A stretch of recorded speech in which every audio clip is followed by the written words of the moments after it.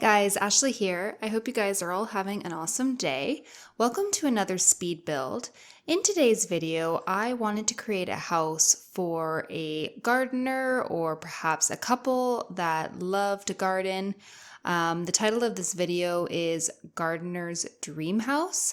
It is a little on the small side, so this is kind of a gardener's petite dream house, I would call it. But yeah, I really love how this house turned out. It is so cute, and I did go in with quite a vibrant color for the exterior of this house.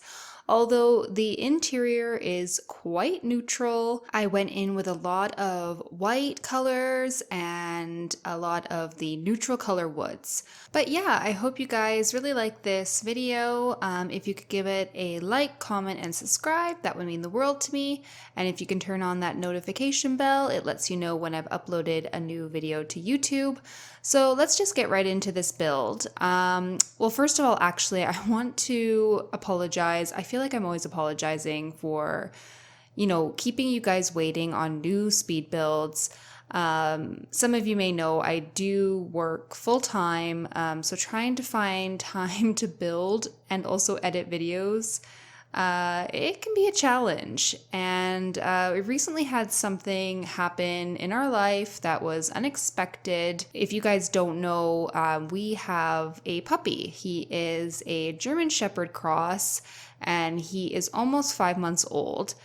And one day we took him out to do his business outside. Usually we just let him into the backyard right now because we do live in an area in Canada that is quite cold and it snows a lot. And we let him out into our back deck, and we have 3 stairs that go down to the lawn or grass area. And my husband and I were inside, and all of a sudden we just heard him start yelping and crying. And so we rush outside, and he's sitting in the snow, and we're not sure what happened. So we end up picking him up and bringing him back inside, and we put him on the ground, and he just won't put any he won't put any weight on one of his back legs. So at first we thought, okay, well, maybe he jumped off of the 3 stairs, and maybe he pulled a muscle or, tweaked a ligament or something. So we ended up waiting until the following morning to see if he's any better. We ended up putting him in his kennel with a blanket and a pillow just so that he had something soft to lie on and he could rest on his leg. So the next morning we wake up and I try to get him out of the kennel, and he just doesn't want to move. He gets up and he tries to put weight on that back leg, and he just keeps crying out. And so I said, you know what, there's something wrong. He shouldn't be non-weight bearing. So I end up calling in work, taking a emergency family day. And I end up taking him to the emergency veterinary hospital in our town. And they did some x-rays, and they found that he had actually fractured his tibia bone, like the small bone that is between the larger 2 bones in his leg. And it was so displaced that the only option that they gave us was surgery or amputation. It was that bad. So we made the decision to go with surgery, which would be the following day after this happened. So I ended up driving him to the veterinary specialist that actually repairs fractures like this.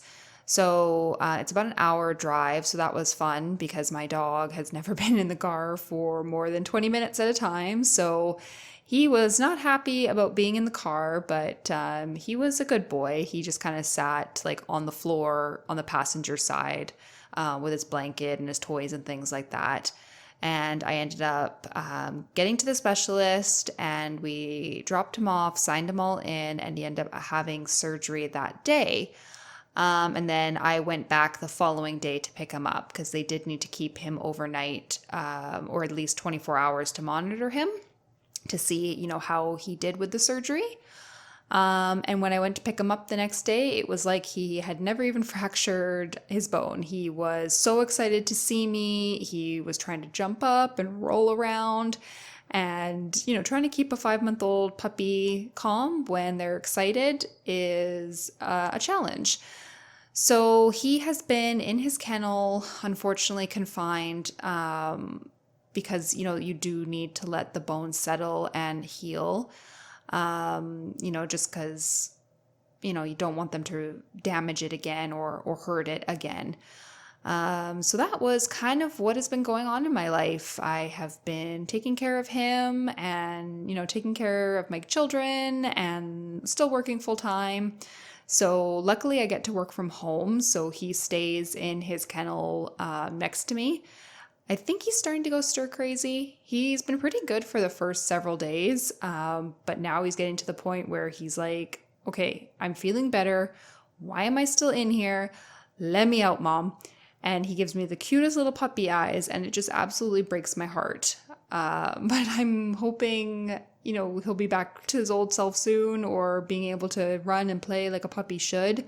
I do have to go next week to get the staples removed from the incision area, and then he has to wait another probably 3-4 weeks, and then they actually want to go back in and remove the bolt and wire because he is so young, and like I mentioned before, he is growing still, so they don't want to leave those screws and like wire in because it could cause issues with his growth and could cause deformation in the leg.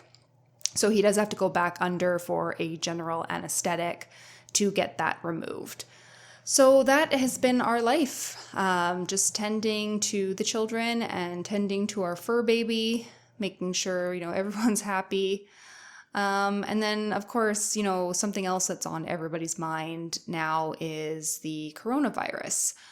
I don't really know what to say about it, and I won't really spend too much time on it because it's not really something fun to talk about, but it is a serious issue throughout the world right now, affecting a lot of people. So I just want to say to everybody, just stay safe. If you can limit your contact outside, I would do that. Just wash your hands really frequently, stock up on, essentials that you need at home if you do have to quarantine yourself for, say, 2 weeks. Toilet paper, canned food. In our city, most of the grocery stores and other stores are sold out of toilet paper. And my husband today went to pick up just a couple essential items that we needed, like some milk and some oat milk and some fresh fruit, and he said it was just absolutely crazy. He said that most of the canned food, like there was nothing left in the aisles. Frozen food there wasn't much left. He said people were getting quite aggressive at the grocery store. He said he saw people crashing carts into each other and swearing and, saying, get out of my way. And there were other people who were fighting over items. And honestly, it's kind of sad, to be honest. This makes me realize that I don't think anybody really is ready for if anything really bad happened in the world. Not saying that this isn't bad, but there are much worse things that could happen. And if people are acting this way over COVID-19, I couldn't imagine if it was something worse. So like I said, try not to panic, try not to overreact, try to be kind to everybody still, and we'll get through this. So yeah, sorry, this voiceover seems like it's been full of just like doom and gloom and sadness. I apologize. Hopefully that's okay. If you guys don't want to listen anymore, that's fine too. But let's just get right back into this build, this fun, bright colored build, and hopefully I can cheer you guys up now. So yeah, like I said, this is a gardener's dream house. It is a little on the smaller side. well, it's not a small house, it's not a tiny house, but it's just a 2-bedroom, 1 bath. The lot is fairly small as well. It's not like an overly large lot. So yes, it's a gardener's dream house, but there isn't actually that much garden, if that makes sense. Like I tried not to add like any perimeter fencing or bushes or shrubs. I wanted it to feel like very open, like the perimeter of the property actually expanded.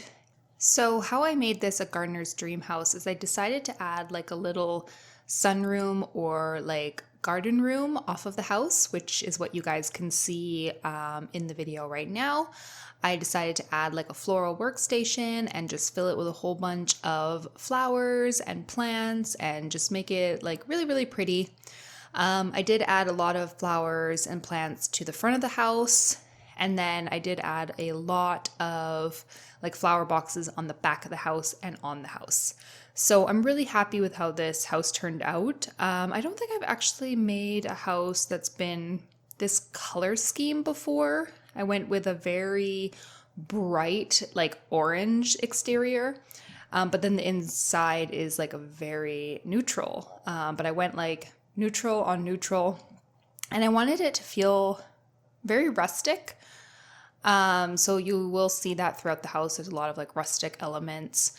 And then the master bedroom, I did add a little bit of color in. I went with yellow because you guys probably did notice at the beginning of the video, the house was yellow. And for some reason, I cannot find any footage of me changing the house color to like orange. I don't know what happened there. But yeah, it is an orange house. If you guys have any suggestions on any like house colors you'd like to see, leave me a comment below. I always write everybody's suggestions down in my notebook, and I will eventually get to all of them. But I love getting our guys' suggestions. You guys are so creative and you come up with the best ideas, and I can't wait to recreate them one day. So yeah, I'm not really sure what else to talk about in this speed build. Sometimes I feel like I'm so prepared and I have all of these things written down, and then all of a sudden I realize I've talked about everything and I still have quite a bit of a speed build left in this video. So yeah, this one is one of those because like I said, I wanted to talk about my dog and give you guys an update on that and just let you know that's why I haven't posted any videos in a long time. Didn't really want to bring up coronavirus, but I did. So yeah, that's that. So let's get back into the speed build. So now we are on the upper floor of the house and I am working on the master bedroom. The master bedroom was a bit of a funky layout just because of the extra room that I had with the window like kind of popping out. I was originally going to maybe put in like a closet and I decided not to. I went with a dresser. But like I said, I had these like radiators against the window. Well, not against, I guess under the window. And I really, really, really wanted to use those in this build because I think they just added the cutest little detail. So I did have those throughout the house. So having those like radiators there kind of limited that space. I'm not really big on putting a whole bunch of things in front of windows.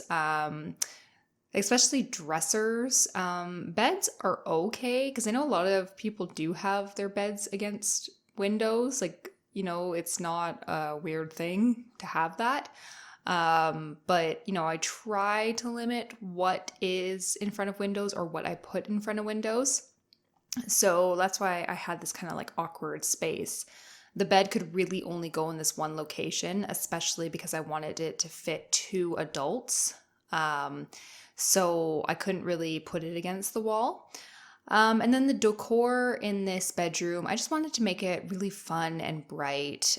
Went with this giant wreath on the wall. And then what I wanted to do is on the one side of the bedroom, I put like almost like a gallery wall, but all of their children's art. I want this family to be very fun, very outgoing, very artistic, especially since the mom or dad, or maybe mom and mom or dad and dad love gardening. I wanted to make, you know, the kids love maybe drawing flowers or drawing pictures from the garden. Just very artsy and very fun and outgoing for this family. Actually, in regards to a save file, I have a question, and if you guys could leave a comment below, it would be greatly appreciated, but I really want to work on a save file, but I'm wondering what kind of save file should I make? Should I make them all houses that are completely decorated, like on the outside and the inside?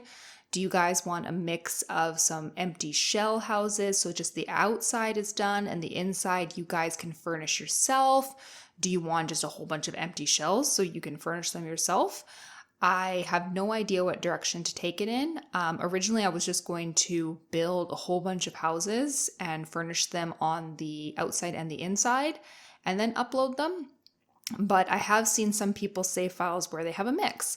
So if you guys want to let me know, like I said, just leave me a comment below. It would be greatly appreciated. And now we're on to the kids' room, and they share a room. And the idea I had for this house, this bedroom, was that they loved space. So even though I don't think there is a wall texture that is just space. I wish there was, like maybe like a dark, like wallpaper with stars. I think that would be really cool.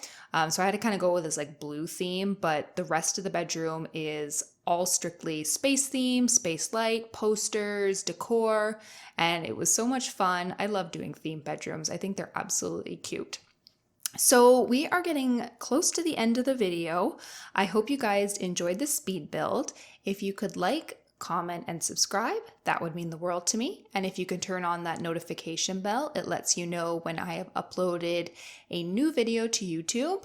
And until next time, I hope you guys are all having a great day. Please stay safe. We'll get through this. Bye.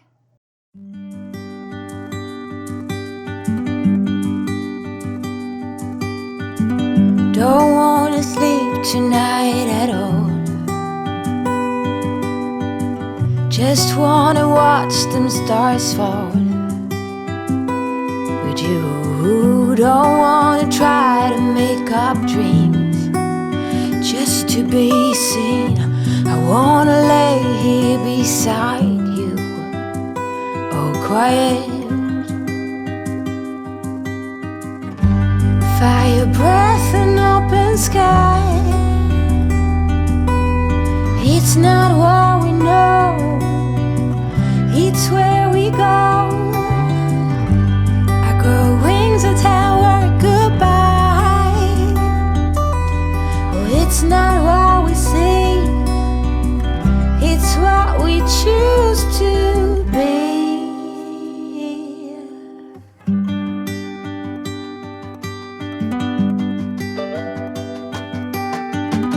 Sunflowers, high grass, and bare feet. Each second is a treat. I keep my balance next to you. It's true, nowadays there's nothing I wouldn't do.